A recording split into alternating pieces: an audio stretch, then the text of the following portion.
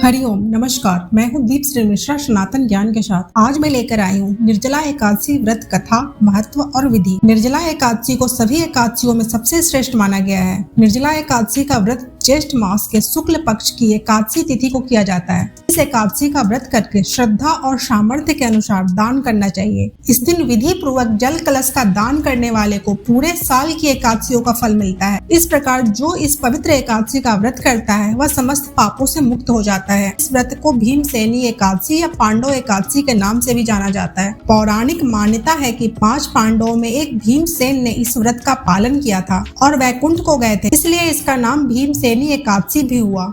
शास्त्रों में लिखा है कि इस दिन स्वयं भगवान विष्णु अपने भक्तों पर विशेष कृपा बरसाते हैं। तो आइए आज हम सुनते हैं निर्जला एकादशी व्रत कथा। महाभारत काल की बात है, जब महर्षि वेद व्यास जी पांडवों को धर्म, अर्थ, काम और मोक्ष प्रदान करने वाले एकादशी व्रत का महत्व बता रहे थे, तब धर्मराज युधिष्ठिर ने विनम्रता से पूछा, हे जनार्दन, ज्येष्ठ मास के शुक्ल पक्ष में आने वाली एकादशी का महत्व बताइए। तब भगवान श्री कृष्ण ने कहा, हे राजन, इस एकादशी का वर्णन महर्षि वेद व्यास करेंगे, क्योंकि वे वेद और शास्त्रों के महान ज्ञाता हैं। तब महर्षि वेद व्यास जी कहने लगे, कृष्ण और शुक्ल पक्ष की एकादशी में अन्न खाना वर्जित है। द्वादशी को स्नान करके पवित्र होकर फूलों से भगवान केशव की पूजा करें।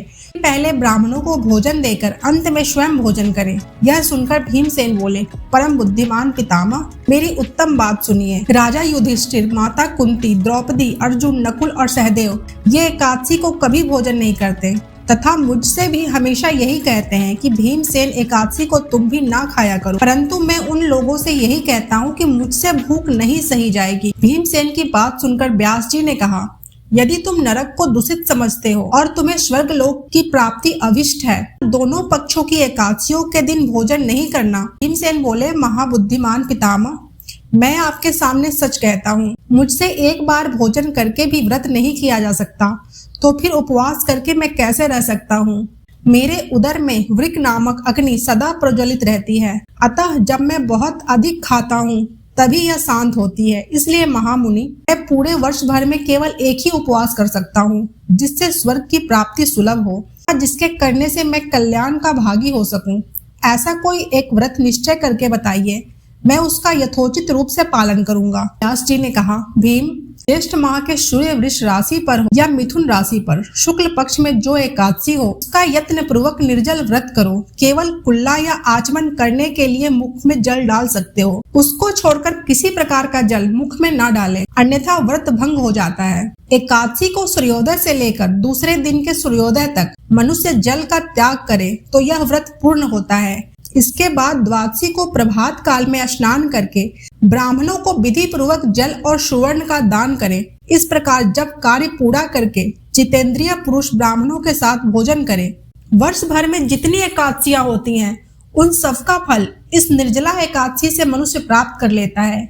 इसमें तनिक भी संदेह नहीं है। शंख चक्र और गदा धारण करने वाले भगवान केशव ने मुझसे कहा था कि यदि मानव सबको छोड़कर एकमात्र मेरी शरण में आ जाए और एकादशी को निराहार रहे तो वह सब पापों से छूट जाता है। कुंती नंदन, निर्जला एकादशी के दिन श्रद्धालु स्त्री पुरुषों के लिए जो विशेष दान और कर्तव्य विहित है, उन्हें सुनो। उस दिन जल में शयन करने वाले भगवान विष्णु का पूजन और जलमयी धेनु यानी पानी में खड़ी गाय का दान करना चाहिए। सामान्य गाय या घी से बनी गाय का दान भी किया जा सकता है। इस दिन दक्षिणा और कई तरह की मिठाइयों से ब्राह्मणों को संतुष्ट करना चाहिए। उनके संतुष्ट होने पर श्री हरि मोक्ष प्रदान करते हैं। जिन्होंने श्री हरि की पूजा और रात्रि में जागरण करते हुए इस निर्जला एकादशी का व्रत किया है, उन्होंने अपने साथ ही बीती हुई 100 पीढ़ियों को और आने वाली 100 पीढ़ियों को भगवान वासुदेव के परम धाम में पहुंचा दिया है। निर्जला एकादशी के दिन अन्न, वस्त्र, गौ, जल, सैया, सुंदर आसन, कमंडल और छाता दान करने चाहिए। जो श्रेष्ठ तथा सुपात्र ब्राह्मण को जूता दान करता है, वह सोने के विमान पर बैठकर स्वर्ग लोक में प्रतिष्ठित होता है। जो इस एकादशी की महिमा को भक्ति पूर्वक सुनता है अथवा उसका वर्णन करता है, वह स्वर्ग लोक में जाता है।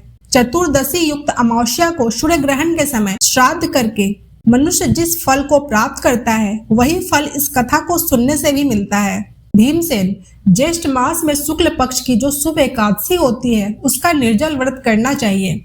इस दिन श्रेष्ठ ब्राह्मणों को शक्कर के साथ जल के घड़े दान करने चाहिए। ऐसा करने से मनुष्य भगवान विष्णु के समीप पहुंचकर आनंद का अनुभव करता है। के बाद द्वादशी को ब्राह्मण भोजन कराने के बाद स्वयं भोजन करे। तो इस प्रकार पूर्ण रूप से एकादशी का व्रत करता है वह सब पापों से मुक्त हो आनंदमय पद को प्राप्त होता है। सुनकर भीमसेन ने भी इस शुभ एकादशी का व्रत आरंभ कर दिया।